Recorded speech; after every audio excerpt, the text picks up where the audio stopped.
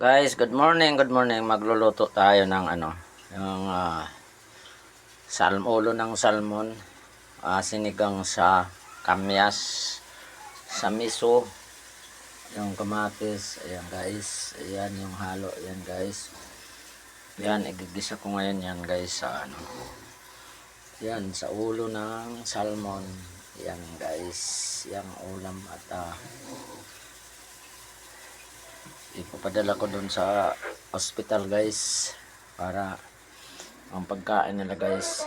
Ayan guys, tsaka maglagay tayo ng guys na ng mantika.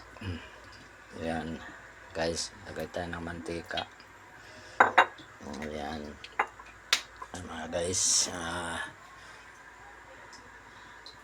ayan guys,